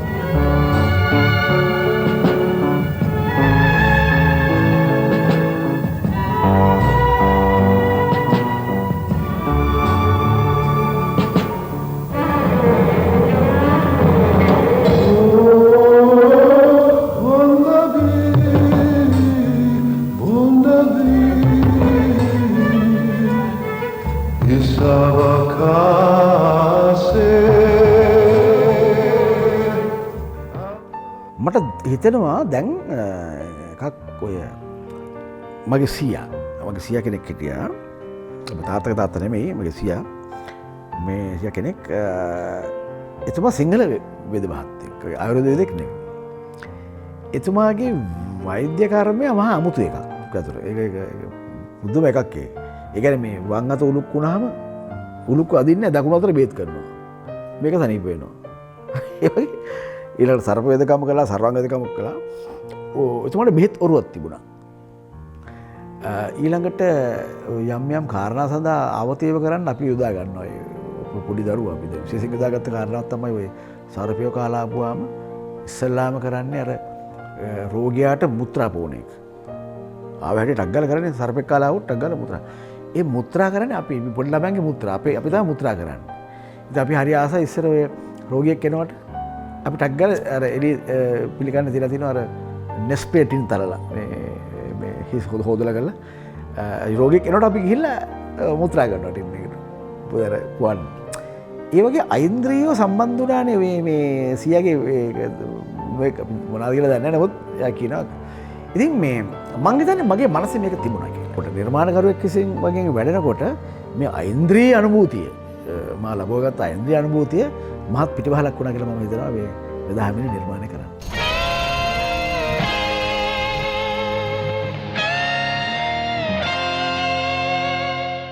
දැන් ඊළඟට ඔබ නිර්මාණය කරන්නේ වෙස්මුණ. වෙස්මුණු. වෙස්මුණු ගැන යමක් කියමු. ඔව් ඒ කියන්න තියෙන වැදගත් දේ තමයි ඒ පිළිබඳව වැදගත්ව සටහන තිබ්බේ චතුර. මොකද මම දැනන් හිටියේ නෑ ඒ කාලේ චතුර ලිව්වා මට අද වගේ මතකයි. මේ ටෙලිනාට්‍ය බලන් ඉන්නකොට සමහර විට මේ ෆොලිෆෙනික් තත්ත්වයක් පවා මතුවෙනවා කියලා. ඔය වචනේ මම අහලා තිබුණෙත් නෑ කලින්. ඒ අර බහුමාන ඔබට ඒක අහුණා කියන්නේ මම මේ සමහරවිට මේ කැරක්ටර් එකක් දෙලා නෙවෙයි නමුත් දැන් මේක ඇත්ත වශයෙන්ම අදත් මේ ඒ පිළිබඳව එහෙම ගැඹුරු විග්‍රහයක් කවුරුත් කරලා නැහැ. ඒකේ පේන්නේ කාගෙත් වරද නෙමෙයි. අපිට එහෙම නිශ්චිත ටෙලිනාට්‍ය විචාරයක් නැතිකම මේ ප්‍රශ්නේ. ඒව ආවනම් මේක අද මේ ඉරණවත් ගන්නෙත් නැත් වශයෙන්. ඒ ගැඹුරු සංවාද ආවේ නැහැ ඊට පස්සේ. ඉතින් වෙස්මුහුණ අර ඔබ කියනා වගේ මේ මම යම්කිසි විචිත්‍ර ලෝකයකට ගමන් කරපු අවස්ථාවක් මම ටෙලිවිෂන් එක මම දැක්කේ මේ විශාල මහා පිරිසක් ආපතන මේ මාධ්‍යයේ ඇතුළෙන් ඉතාම හරයාත්මක දෙයක් කළ යුතුයි කියන අදහසෙම අදත් ඉන්න අදත් ඉන්නවා. චතුර ඒකේ ඉන්නෙම මම හැමදාම හිතුවේ මටනම් මේක සරල මාධ්‍යයක් නෙමෙයි. කොහොමද සරල මාධ්‍යයක් කියන්නේ මේ තරම් විශාල පිරිසක් අමතර මාධ්‍යයකට සිනමාවටත් වේදිකා නාට්‍යයටත් වඩා ගැඹුරු විනයක් අවශ්‍යයි. ගැඹුරු අය තමයි ගැඹුරු බරසාරම් අය තමයි මේක කරන්න ඕනේ. ඒ මහා විශාල ප්‍රේක්ෂක පිරිසට වග කියන්න පුළුවන්. දැන් අපි සැලකුව අනිත් පැත්තනේ. ඒක මොන හරි ඕන දෙයක් කරන්න පුළුවන් කෙනෙක් ඇවිල්ලා කරන දෙයක් ඉතින් රෙලෙවෙට් අද පතලා දිනත් එහෙමනේ. ඒ ප්‍රතිපාක අපි විඳිනවනේ. සමාජයක් ඉදිරියට විඳිනවා. මාධ්‍යයක් ඉදිරියට විඳිනවා. මම හිතනවා මේ මගේ අරමුණ තේරුම් ගන්න හොඳ නාට්‍යයක් කියලා විශ්මුණ. දඩුමස්ලාමානය සහ අකාල සන්ධ්‍යා කියන නාට්‍ය දෙකටම මේ පදනම් වුණේ ඔබ යම්කිසි සටන් ක්‍රමයක් පිළිබඳව කරපු ගවේෂණයක් රිසර්ච් එකක්. ඒකත් දැන් ඔය අපේ මම දැක්ක එකක් තමයි දැන් අපි සමාජයක් විදියට අපේ රට ගත්තාම හරි විශේෂ විභවයන් කීපයක් තියෙනවා. අපි අපේ රටේ අපි මේ භූමිය උපන්න මිනිස්සු විදියට එකක් තමයි චතුර අපි ලෝකේ හැමෝටම නැති මේ විශේෂ අනන්‍යතාවක් තමයි අපේ වාපි සංස්කෘතිය. වැව් සංස්කෘතිය. වැව් සංස්කෘතිය මේ ලෝකේ කවටවත් නැහැ. එහෙම නැත්නම් තම දුර්ලභයි. අපි ගංගා නිම්න මේ සભ્યත්වයක් නෙමෙයි අපිට තියෙන්නේ. පටන් ගත්තට එහෙම අපේ සමාජයේ හැදෙන වැව් එක්ක. ඒ වැව කියව මහා කතන්දර ගොඩක් තියෙනවා. එකක්. දෙවෙනි එක අපේ වෙදකම. අපේ වෙදකමත් වෙනම එකක්. ඒක මහා පුදුම එකක්. ඒක ඒ වෙදකම කියන කාරණාවේදී අපි මනුෂ්‍යත්වයේ විතරක් නෙමෙයි මනුෂ්‍යත්වයේ ඉක්මවා ගිය තැන් වලට පවා ගිහිල්ලා තියෙනවා. දැන් බලන්න අපේ රජෙක් හිටියා බුද්ධදාස රජතුමා කියලා. දැන් එතුමා වෙදකම් කළේ මේ මනුෂ්‍යයාට පමණක් නෙමෙයි. සත්තුන්ටත් වෙදකම් කළා. දැන් බලන්න සත්‍යය පිළිබඳ අදහස. දැන් සතුන්ට කවුද වෙදකම් කරන්නේ? සතුන් අද ඒක ඇවිල්ලා තියෙනවා. අද ඔය මේ ඇනිමල් ක්ලිනික්ස් නම් බලන් තියෙනවා. නමුත් එහෙම මොනකල් නැති කාලෙක රජ්ජුරු මැදිහත් වෙන සතුන්ට බවදයන් කරන්න. හරි? මම කේව කෙටින් කියන්නේ. දෙක. තෙවෙනි එක තමයි ඔය අපි සටන් ක්‍රමය. ඒකත් අපිට අනන්‍ය වෙච්ච එකක්. දැන් බලන්නකෝ මේ සටන් ක්‍රමයේ තමයි තියෙන පළවෙනි කමාන්ඩ් එක. මට මං ඇත්ත වශයෙන්ම මං ඕකට මම මේ ආකර්ෂණය වන්නේ ඒක තිබිච්ච ටෙක්නික්ස් හින්දා නෙමෙයි. මේ ඒක තිබිච්ච කමාන්ඩ්ස් හින්දා. ඒක නියෝගයක් තිබුණා. විධානයක් තිබුණා නිශ්චිතවම මේ උගන්වන ගුරුකුලවලට මේ ඉගැන්විය යුත්තේ කාටද කියලා. පළවෙනි කමාන්ඩ් එක තමයි මේ බෞද්ධයන්ට විතරක් උගන්වන්න ඕනේ. මේ පටු ආගමික කතන්දරයක් නෙමෙයි. බෞද්ධයා කියලා මෙතන අදහස් කරේ පන්සිල් රකින්න පුද්ගලයා. දැන් පන්සිල් රකින්නාගේ පළවෙනි ශික්ෂාපදේ මොකද්ද? මම ප්‍රාණඝාතයෙන් වළකිමි. දන්නකො ප්‍රාණඝාතයෙන් වළකිමි කියන මිනිහට තමයි උගන්වන්න ඕනේ කියලා කියන්නේ. මෙතන මහා කතාවක් තියෙනනේ චතුර. ඉතින් මේක මේ මරන්න කොටන්න වෛරය පරිමහ ගන්න හදන එකක් නෙවෙයි. ඉතින් හරි දැන් මහා විරෝධාභාසයක් කරනව නේද මේකත් එක්ක? ඒ කියන්නේ කෙනෙක්ට දැක්කම එහෙම විරෝධාභාසයක් නෙමෙයි. හටන් ක්‍රමයක් කොහොමද එනම් මේ නෑ ඒක හොයලා බලපුවාම ඔය ගැඹුර අවුල්. ඉතින් අංගම්පුරවල තිබෙන ඔන්න ඔය මහා ශ්‍රේෂ්ඨ ගුණය. අංගම්පුර ඉතිහාසයේ කොහොමද පටන් ගන්නේ ලංකාවේ? දැන් නිශ්චිත සාධක නිශ්චිත නොවන සාක්ෂි ගොඩක් තියෙනවා. දැන් නිශ්චිත සාක්ෂි දින රාජාවලි සටන් කවි ගණනාවක තියෙනවා. මොකද දැන් නම් මතක නැහැ. පරංගි හටන ආදී වගේ තියෙනවා. රාජාවලි විශේෂයෙන් සඳහන් වෙනවා. රාජාවලි ඉතා පැහැදිලිව සඳහන් වෙන්නේ මෙන්න අසවල් يعني දැන් 16 වන සතවර්ෂයේ 15 වන සතවර්ෂයේ කාලේ ධම්ම තාම නිශ්චිතව මේ දැන් අර තියෙනවා මේ සෝජන සිටුවරයා කියලා එක්කෙනෙක්. ඔහු මේ උඩරට ඉන්නේ ඔහු මේ කෝට්ටේ රාජධානියට බදු ගෙවන්න නැතුව අංගම්පුර කරමින් හිටියයි. අංගම්පුර අරමින් හිටියයි කියලා. ඒ කියන්නේ ඔහු ෆයිට් ට්‍රේන් කර හිටියා කියලා මේ නිකන් නෙමෙයි ට්‍රේන් කරන්නේ. ඔහු රජයට විරුද්ධව. හරි ඔහු උපස කැරලක් ගහනවා. එතන සඳහන් වෙනවා. ඊළඟ ජනශ්‍රුති මම වගේ උසාව ගැනීමේ ජනශ්‍රුති ජන කවි හිස්ටොරිකල් බැලට් කියන ඒවා තියෙනවා. ඒව ඔක්කොම එකතු කරලා තමයි මේක හදාගන්නේ. එතකොට කෑගලු වාර්තාවේ එච්.පී. බෙල් මහත්තයාගේ කෑගලු වාර්තාව කියන විශේෂ නිබන්ධනයේ තියෙනවා මේ අංගම්පුර ගැන තා පැහැදිලි විස්තරයක්. එහි තමයි එතුමා කියන්නේ උඩරට රාජධානි සමය වෙනකොට අවසාන කාලේ වෙනකොට මේ ඔය ක්ලෑන් දෙකක් තිබුණා කියලා. මේ කණ්ඩායම් දෙකක් මරුවල්ලිය සුදිරිය කියලා. ඔවුන්ට සටන් පාසල් තිබුණා කියලා. සටන් උගන්වන පාසල් දෙකක් තිබුණා කියලා. ඒතර ඒ ආශ්‍රිතව ලියවිච්ච ග්‍රන්ථ ගැන ඔහු කියනවා මේ එකක් මීගස්තැනේ නිලමේ ලියපු මරුනිල ශාස්ත්‍රයේ ඒ කාලේ ප්‍රභූවරු මේ පිළිබඳ ග්‍රන්ථ රචනා කරලා තිබුණා කියලා. ඒ කියන්නේ ඒ ග්‍රන්ථ රචනා කරන්න මේක මහදයක් තියෙන්නේ. ඒව එතකොට දැන් සමහරුන්ගේ මතයක් තියෙනවා ඒක මමත් ඊට විරුද්ධ නැහැ ඊටත් කලින් තිබුණා ඒක වෙන්න ඇති. මොකද ඒක පුදුමෙන කාරණාවක් නෙමෙයි. ඒක තමයි දැන් ලෝකයේ ඕනෑම භූගෝලීය කලාපයක Tamanට ආවේනික සටන් තියෙනවා. ඕනේ අපි විතර නෙමෙයි මුළු ලෝකෙම ගත්තාම මහා විශාල භූගෝලීය කලාප 10 ගාණක් තියෙනවා අපිට පේනවනේ. දේශගුණය සංස්කෘතික ප්‍රපේවා අනම් ආදි වශයෙන් වෙනම අනන්‍යතා සහිත මේ එකේ කලාප. ඉතින් ඒ වෙයි එකක් තමයි හැම එකටම තිබුණා පොදු අනතුරක්. ඒ කියන්නේ වෙන කණ්ඩායමකින් එන අනතුරක්. දැන් අපි දන්නවා සත්‍යයා මුල්ව සත්‍යය ඉස්සෙල්ලාම ඉන්නේ පරිසරයේ කොටසක් විදියට. සත්‍යය පරිසරයේ සංරචකයෙක් විදියට ඉන්නේ. පරිසරය සහ සත්‍ය මිනිහා වෙනස් වෙන සටනක් තියෙනවා. ඒ සටනේ ප්‍රතිඵල විදියටනේ ඔහු පරිසරය අභිභවායන්නේ, ගෙවල් හදන්නේ, ආයුධ හදාගන්නේ. අර පරිසරයේ ගහක් වගේ හිටිය මිනිහා පරිසරය වෙනස් වෙලා යන්නේ. ඊට පස්සේ මිනිසා සහ සතුන් අතර සටනක් තිබුණා.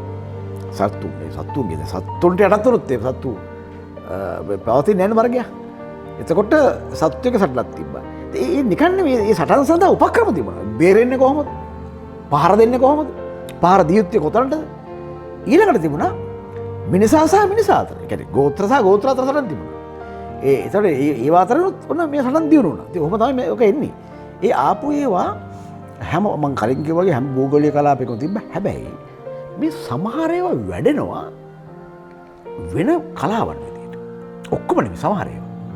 අර 10 ගානක් තියෙන අතර සටන් ක්‍රම 10 ගානක් තියෙන අතර සමහර ඒවා විශේෂ වශයෙන් වර්ධනය වෙනවා. ඒවට තමයි සටන් කලාවන් කියලා කියන්නේ. ඕවට කියනවා ඉංග්‍රීසියෙන් ෆිලොසොෆිකල් බොක්සින් කියලා. දැන් එහෙම එකක් තමයි අපි අඳුරගන්න අපි කියමු කුන්ෆු. දැන් වුෂු වගේ සටන් ක්‍රම කියන්නේ මේ මහා චීනයේ කියන මහා භූගෝලීය කලාපයේ තිබිච්ච ඒ වුෂු කියලා කියන්නේ මේ මහා භූගෝලීය කලාපයේ තිබිච්ච නොයෙකු සටන් ක්‍රමවල වැඩ දියුණු කරපු එක දෙයක එකතුවක්. අර බොහෝ දේවල් එකතු තියෙන්නේ. අර දේවල් එකතු කරලා. ඒවා ඒ ෂවුලින් ආරාම වල ඉතින් ඊට පස්සේ ඒවා මහා දාර්ශනික පැත්තකට යනවා. හරි? කරාටි වුෂ් ටයිකොන්ඩෝ ඔය ආදි වශයෙන් ලෝකයේ ඔය වෙඩිච්ච නින්ජිට්සු ඒ වගේ ආර්ට්ස් විදියට එම නැත්තම් දියුණු දාර්ශනික සටන් කලාවන් විදියට අන්න එහෙම ආපු එකක් තමයි අංගම්. ඔක ගොඩක් තේරුම් ගන්න. ඒක එහෙම වෙඩිච්ච එකක්. ඊටම අවාසනාවකට මම හිතනවා උතන ප්‍රශ්නයක් තිබුණා කියලා මම නම් හිතන්නේ අපේ ථෙරවාදය ඊතරම් උණුසුමක් දෙන්නේ නැහැ මේකට. අපේ තියෙනවනේ අර අපි දැන් අර මහායානයේදී ඒක ඔබට පේනවා දැන් ශෞලින් ආරාම වල වැඩෙනවා ඒක. දැන් අත්ත වශයෙන්ම අපේ භික්ෂූන් මේ අපිට ආරංචි වෙන්නේ නැහැ නේ මේ ඉතිහාසයේ කොයි කාර්යක සටන් පුරුදු නැහැ කියලා. විවිධ අවස්ථාවල විවිධ අධිරාජ්‍යවාදීන් එක්ක අරගලයට භික්ෂූන්ලා මුණ දෙලා දුන්න එක වෙනයි. හැබැයි වෙනම සටන් ක්‍රමයක් අපේ භික්ෂුන්ලා වර්ධනය කරගත්තා කියලා නැහැනේ. ඒක හේතුවම අර අපේ ධර්මයේ ථෙරවාදයේ තියෙන අර හරිම අර ඒක අපිට වෙනස්නේ. ඒක දැන් පහර දීම මේවා සැලකින්නේ මේ කාටවත් හිරිහැර කිරීම හරිම අහිංසක ධර්මයක් මේක. ඉතින් මම හිතනවා හුඟක් දුරට ඒකත් බලපාන්න ඇති කියලා ඒක ඊතරම් ප්‍රචලිත නොවෙන. නමුත් මේ තාම අර දාර්ශනික தත්ත්වයේ මේ බැලෑරුම් බවින්ම තේරුම් ගත්ත යම් අය මේක රැකගෙන ආව සෑහෙන කාලයක්. ඊට පස්සේ මම හිතන්නේ ඒක ස්වාභාවික මරණයකට පත් වුණා කියලා.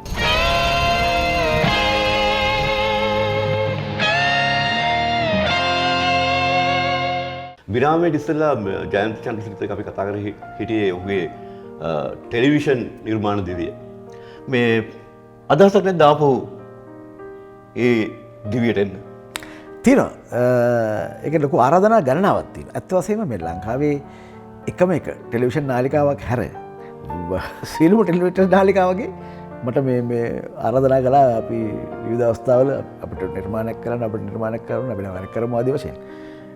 මම චිත්‍රපටිත් එක්ක ගොඩක් කාර්යබහුල වෙලා හිටපු නිසා මට ඒ අවස්ථාව මම ලබා ගත්තේ නැහැ. හැබැයි දැන් ඉදිරියට මම එහෙම කරන්න බලාපොරොත්තු මම දැනටත් මේ තාම දක්ෂ තරුණයෙකුට මේ අලුත් ටෙලිනාට්‍ය පිටපතක් රචනා කරමින් හිටිය කොරෝනා කාලේ මම ඒක තමයි කළේ. ඔහුට අධ්‍යක්ෂණය කරන්න ඔහුට දක්ෂ කෙනෙක් ඔහුට කරන්න මම ඒක රචනා කරා. ඊට අමතරව චතුර ඇත්ත වශයෙන්ම නැවත එන්න වෙන තව හේතුවක් තියෙනවා. මොකද දැන් අපිට පේනවා ඉස්සර අපි ටෙලිවිෂන් එක දිහා ලෝකෙම බලපු නිකන් පොඩි සවුත් ලුක් එකක් තිබුණා ඉස්සර. දැන් මහා යුරෝපේ වුණත් යුරෝපේ නැච්චරම තිබුණ නැහැ ප්‍රශ්නේ. මේ ඉන්දියාවේ ලංකාවේ තමයි ගොඩක් ඒ ප්‍රශ්නේ තිබුණේ. මේ නිකන් ටෙලිනාට්‍යකව නිකන් අර අයියෝ නිකන් සිල්ලර දේවල් වගේ නිකන්. අද ටෙලිවිෂන් එකට බය වෙලා ඉන්නේ මේ ටෙලිවිෂන් සීරීස් වලට බය වෙලා ඉන්න සිනමාව. ඒ තරම් ජනප්‍රියයි. දැන් බාන්නකෝ වෙච්චදී දැන් ඉස්සර අපි ගෙනාවනේ කතන්දරයක් ඕකට න්‍යායකුත් හැදුවා සමහරු මේ විද්වතුන්. ඒ කියන්නේ මේ දැන් කාලේ නෑ ගා දීර්ඝව බලන්න මිනිස්සුන්ට. මිනිස්සුන්ට තියෙන පැය එකම චිත්‍රපටි කෙටි වුණානේ ගොඩක්. දැන් අපි චිත්‍රපටි උමනාවෙම හදන්නේ මේ පැය දෙකකට අඩු වෙන්නේ මේ චතුර. පැය දෙකක් චිත්‍රපට හදන්න අපි උත්සාහ කරන්නේ. අපි හදනකොට සීමාවක් දාගන්න මේක මේ පැය දෙකකට අඩුවෙන් හදන්න ඕනේ කියලා. මොකද අපිට ඇවිල්ලා තියෙන අදහස මේ මිනිස්සුන්ට වැය කරන්න පුළුවන් ශාලාවට කියලා ඒ වෙලාව උච්චර වෙලාව කියන අදහස මූලික. ඒක සම්පූර්ණ ඛණ්ඩනය වුණා මේ ටෙලිවිෂන් සීරීස් හින්දා. දැන් මිනිස්සු ඔය ගිහලා බලන්න මේ ඔය වීඩියෝ පාලස් වලින් අහලා බලන්න වැඩිම අලෙවි වෙන්නේ මොනවද කියලා. Television series. ඒ සීරීස් බලන්න සමහරට පැය 9ක් 10ක් විතර යනවා. ඉතින් මිනිස්සු අරන් ගිහලා පැය 9ක් ඉතින් පැය 9ක් 10ක් ටෙලිවිෂන් සීරීස් බලනවා කියලා. නානික මේ ජයන්ත මේ රූපවාහිනී ප්‍රේක්ෂක සංඛ්‍යාව ගත්තොත් දැවන්ත ප්‍රේක්ෂක සංඛ්‍යාවට කතා කරන්න පුළුවන්. ප්‍රේක්ෂක සංඛ්‍යාව. අනික අර ඉස්සර තිබිච්ච සිල්ලර කතන්දර ඔක්කොම ඉවර වෙලා ඒ බජට් දැන් අයවැය ශීර්ෂක ගලුවොත් එහෙම මහ විශාල ඒවා. චිත්‍රපට වල බජට් වලට වඩා වැඩි. ඒ ටෙලිවිෂන් සීරීස් වල බජට්ස් අනික වෙන මහන්සිය වෙහෙස ගිහලා බලන්න ඔය වීඩියෝ පාලස් වලින් ඔබ අහන්න වැඩිම විකිරෙන්නේ මොනවද කියලා. ජයන්ත මේ මෙහෙම දෙයක්ත් තියෙනනේ. දැන් අපි මේ සිනමාව නරඹන්න ගියාම අපි එක තැනකට කොටු වෙනවනේ. දැන් අපි ටෙලිවිෂන් නරඹද්දී එහෙම කොටු වෙන්නේ නැහනේ. අපි සාමාන්‍ය ජීවිතයත් එක්කනේ ඉන්නේ. ඒතකොට එතනදී තියෙනනේ මේ යම්කිසි ආකාරයක සුවිශේෂත්වයක් ටෙලිවිෂන් මාධ්‍යයේ. ඔව් දැන් ඔය කාරණාවක් නෙමෙයි. දැන් අපි ඉස්සෙල්ලා හිතුවේ ටෙලිවිෂන් එක තියෙනවා සාලි. ඕක බලන්න ඉන්නවා ආච්චි අයියා මල්ලි නැන්දා එහෙම යාළුවෙක් කවුරුත් යාළුවා පූසා බල්ලා ඔක්කොම. දැන් ඒ එතකොට ආව ප්‍රශ්නයක් මේ ඔක්කොටම හරියන්න කොහොමද හදන්නේ මේ කියලා. දැන් මේ ඔක්කොම රුචිකත්වය වෙනස් එක එක්කෙනාගේ. දැන් ඒ ඔඩියන්ස් එක නෙමෙයි මේ. ඒකත් වෙනස්ලා තියෙනවා. ඒකත් වෙනස්ලා. ඔන්න ඒකත් වෙනස්ලා. දැන් අරක බලන්න එක්කෙනෙක් විතර දෙන්නේ.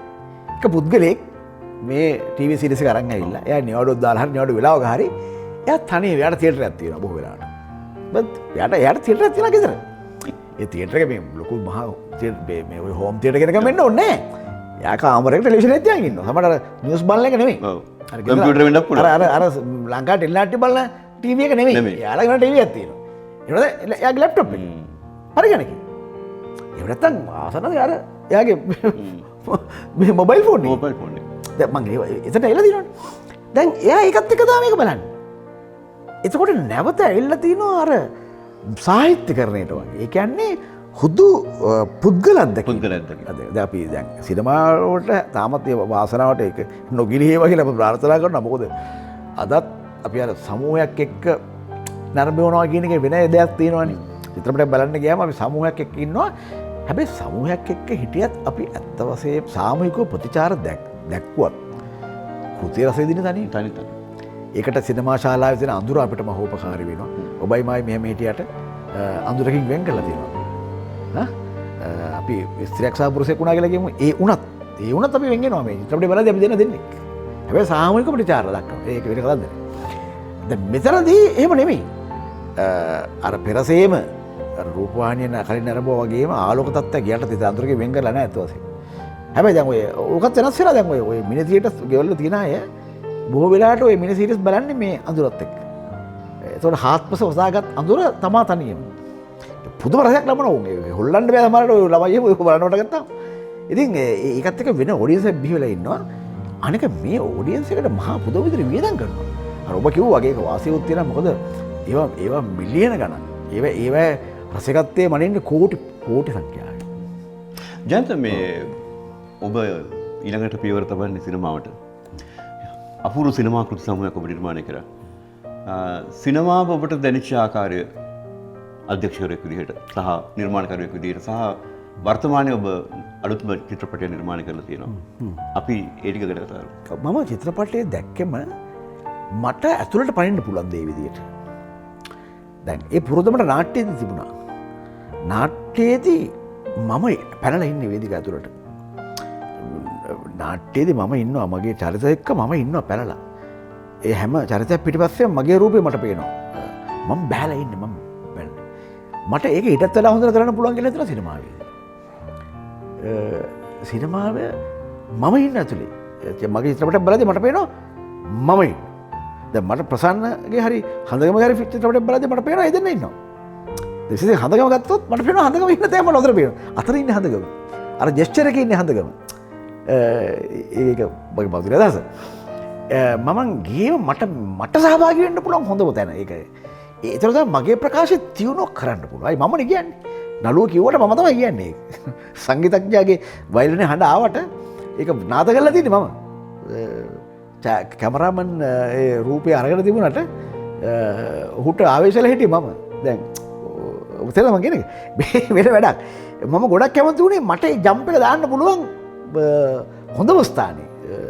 බොහෝට ටෙලිවිෂනයටත් වඩා සිනමා මම නම් සිනමාව පාවිච්චි කරන්නේ ඔය වාසියෙන්දම. මිනිසුන්ට තනිකම දැනෙන්නේ ඔවුන් තනිවන නිසාම නොවේ. මට සර්ව තනියම හම්බෙන්න පුළුවන්ද? බෑ. තම පරමාදර්ශී වස්තුන්ට පවා බෑ. විටක තමන් මගහැරන නිසාය. රාජිනී ඔබ උතැන සිටියාද රාජිනී මා මෙතැන සිටියාද. ඉතාම සරලව කිව්වොත් එය ආදර කතාවක්.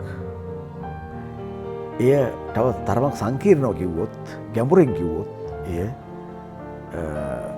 ඉපදී සිටින කෙනෙක් නූපන් කෙනෙකුට ආදරය කිරීමක්. මේක කාලාත්‍රය පිළිබඳව කතාවක්. ටයිම් වෝප් එකක් ගැන සාකච්ඡා කරන සයන්ස් ෆික්ෂන් ම නෙමෙයි. නමුත් ඕනනම් කෙනෙකුට එහෙම ගන්න පුළුවන්. හැබැයි මේ කාල කිසියම් ආකාරයක කාල තරණයක් පිළිබඳව අදහසකුත් එකේ තියෙනවා. හැබැයි ඒ කියන්නේ 60 දශකයේ සිනමා නිලියක්. ඇය 2000න් පස්සේ ඉපදෙන රංගාචාර්යවරයෙකුට එහෙම නැත්නම් රූපණය පුරුදු කරන්නෙකුට ආදරය කරනවා. දෙදෙනා අතර දැන් මේ දෙන්න කවදාවත් මුණ ගැහෙන්නේ නැහැ. දැන් මම ඒක කියන්නේ අර මගේ ස්ලෝගන් එක වෙන්නේ මේ සන්ධ්‍යාවට කිසි විටක හිමිදිරිය මුණ ගැසිය නොහැකිය. එහෙත් ආදරය කළ හැකිය. ඒක තමයි අලුත් චිත්‍රපටයේ නම මිදුණු විශ්වයේ. පොළව මනුෂ්‍යත්වය තරම් අභිරහසක් මේ විශ්වයේ තවත් තිබේද. සමාරාදර කතාවලට දෛවය හරස් වෙන්නේ පස්සේ. බෑ අපේ ආදර කතාව පටන් ගන්නෙම දෛවය හරස් වෙන බව දැන තැනම.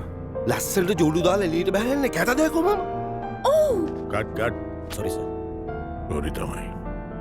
ඇත්තට මාදරය කරනවා ඇරෙන්න අපට වෙන මොන විදි ආදරයක්වත් කරන්න බැහැරාජන. මුළු සාගරයම වාගේ ගිනි මඩලක සිරිගන්නේ මුළු සාගරයම වාගේ ගිනි මඩලක සිරිගන්නේ නොහැරී හිමි මම කෙලෙසේ මිහි කත ගිනි දැමුණාවේ. ඔබ විශාල වශයෙන් මේ පසුබිම් සංගීතය සහ ඒ පිළිබඳ විශ්වාස තබනනේ. තියෙනවා. මොකද මම සලකන එකක් තමයි චතුර භාෂාවටත් වඩා භාෂාවනේ අපේ සංවේදනයේ තියෙන දියුණුව මේක. මිනිසා භාෂාව හොයාගත්තත් එක්ක තමයි ලෝකේ දියුණු වෙන්නේ. ශිෂ්ටාචාරයක් වශයෙන් දියුණුනේ. හැබැයි භාෂාවට ඒ මොනවා වුණත් භාෂාවට කියන්න බැරි දේ කොටසක් තියෙනවා. ඒ කොටස නිසකවම කියන්නේ සංගීතය. මක්නිසා සංගීතයේම භාෂාවක් වෙන නිසා. එතකොට සංගීතය සිනමාව කියන භාෂාවට එනකොට එක වෙන බ්ලෙන්ඩ් එකක්. ඒ මහිමේ මම දැක්කා හුඟක් චිත්‍රපටිවල ලෝකේ මම දැකලා තියෙනවා. ඒ මහිමේ. හැබැයි පස්සේ තිබුණේ ඒ මහිමේ තේරුම් ගත්ත සංගීතඥයන් රටේ නැතිකම. රටේ ලෝකෙ බඩුයි. තාම දුර්ලභ. ඒ නිසානේ රායි කියන මහා සිනමාකරුවාට සිද්ධ වෙන්නේ අන්තිමට සංගීතඥයෝ ඇතුව ඔහුට සංගීතය ඔහුට සංගීතය සපයන්න සිද්ධ වෙනවා. මේ කැඩි. ඔකේ ඕන දේ කියන්න අර සංගීතඥයෝ අන්තිම දක්ෂ මහා සංගීතඥයෝ. ඔවුන්වත් ප්‍රතික්ෂේප කරලා ඔහු තනියම සංගීතය කරනවා. මම ගෙඩේ කරන්න යන්නේ නැහැ. නමුත් මං හිතන්නේ වාසනාවට මේ කතාව කියන්න හම්බෙන්නේ ඒක දදාඩුවල වාසනාව කියලා තමයි. මට කේමදාසයන් කියලා අමුතු මිනිහෙක් හම්බෙනවා. ආචාර්ය ප්‍රේමසිරි කේමදාසයන් මේක අතඹුලක්සේ ප්‍රත්‍යක්ෂ කරගත්ත කෙනෙක්. මේ කියන කාරණා. ඔහුට ඒ වැඩේ පෙන්වන්න චිත්‍රපටි බොහෝ විට හම්බෙන්නේ නැතුව ඇති ඒක වෙන ප්‍රශ්නයක්. හැබැයි ඔහුට මා හමු වීම මට ඔහු හමු වීම. විශේෂයෙන් මට ඔහු හමු වීම. මම හිතනවා මගේ ප්‍රකාශනය තියුණු කරගන්න ඉතාලම ඉවහල් වුණා වගේම සංගීතයේ මහිමයත් මට වඩා තේරුම් කරගන්න පුළුවන් වුණා කේමදාසයන් නිසා. ජයන්ත අපි අපේ කතාව මේ පටන් ගත්තේ අතීතය කේන්ද්‍ර කරා. මම කැමති අවසන් කරන්න වර්තමානය කේන්ද්‍ර කරා. අපේ ජීවිතේ කවදාක්වත් නොහිතපු පුද්ගලිකව හෝ ලෝකයේ විදියට හෝ සමාජයේ විදියට අපි නොහිතපු දෙයක් සිද්ධ වුණා. ඒ තමයි කොරෝනා. එතකොට තවමත් කොරෝනා තත්ත්වයේ ඉන්නේ. ඔව්. මේ කොරෝනා විසින් ලෝකයට කියලා දුන්න දේවල් මොනවද? මම හිතන්නේ මෑත කාලේ අපේ ජීවිත කාලේ බරපතලම පාඩම කියලා දුන්නේ කොරෝනා කියලා මම හිතන්නේ. එකක් තමයි අපි කවුරුත් දැන් පිළිගන්නවා මේ සෝබා දහමට අවනත නුන. අපි හිතනවට වඩා ඉක්මනින් අපි ඉවර වෙනවා. අපි කොහොමත් ඉවර වෙනවා තමයි. හැබැයි අපි හිතනවට වඩා ඒ කියන්නේ අපි හිතනවට වඩා සතවර්ෂ ගානකින් මෙහායින් අපි අවසානයේ අපි ළඟා කරගන්නවා කියන පාඩම සිහිපත් කර දුන්නේ කොරෝනා. කොරෝනා ඒ නිසා අපි ගන්න ඕනේ පණිවිඩයක් විදිහටම තමයි. සෝබාදහම කියන මාතාව දුන්න පණිවිඩයක් විදිහටම තමයි අපි කොරෝනා අරගන්න ඕනේ. දැන් කොරෝනා බලන්න එක පැත්තකින් මේ දියුණුව එහෙම නැත්නම් තාක්ෂණික විශ්මය ආදී කාරණාවලින් දිනෙන් දින ඈත් කළ එකිනෙකා කොන්දේසි විරහිතව ලං කෙරෙව්වා. කොන්දේසි විරෝ ඒ කොන්දේසි නෑ එකට වෙයි. පස්සේ බලන්න මෙහෙමුණොත් මෙහෙම නෑ ඒව නෑ. කෙලින්ම එකතු වෙයව්. එකට හිටපියව්. එක නීතියක් පිළිපැදපියව. හැබැයි මම හිතනවා මට මෙතන කියන්න ඕනේ චතුර මොන වුණත් මං අපේ රටට මං කොහොමත් ආදරෙයි. මං කොහොමත් අපේ රට වර්ණනා කරනවා. ඒක පැත්තක තියන්නකෝ. මම හිතන්නේ අපි තමයි ඒකට විශිෂ්ටාකාරයෙන් මුණ දුන්න ජාතිය. ජයන්ත ජීවිතයේ ලෝකයේ සහ කලාව පිළිබඳව ඉතා අපූරු කතාවකට එක් වුණාට ඔබට බොහොම ස්තුතියි. ඔබටත් බොහොම ස්තුතියි මෙහෙම වැඩසටහනට කැඳවීම ගැන සහ අපට ඒ සඳහා ආරාධනා කිරීම ගැන. මං හිතන්නේ ඉතාම රසවත්. ඉතාම අර්ථාන්විත විනාඩි කීපයක් අපි ගත කළා කියලා. ඔබට මම නැවත ඔබටත් ඔබ ආයතනයටත් මගේ ස්තුතිය පුද ගන්න මම කැමතියි. ගගන සරන්නට කියා සිඳුණු අත්තටු හඳයි දිරාපත් කොළදිවේ විඩපත් මං වගේ විඩපත් මං වගේ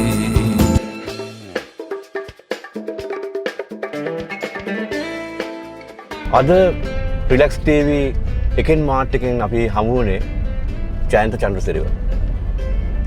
ඔහුත් සමග ජීවිතයේ ලෝකය හා කලාව පිළිබඳව කරපු කතා බහින් පස්සේ බොහෝ දේවල් තව හිතන්ට ඉතිරි වුණා කියලා මට හිතෙනවා. අපි අද ඔබෙන් සමු අරන් යනවා ලබන සතියේ තවත් කලාව පිළිබඳ අපූර්ව කතාවක් සමග හමු වීමේ බලාපොරොත්තු වෙයි.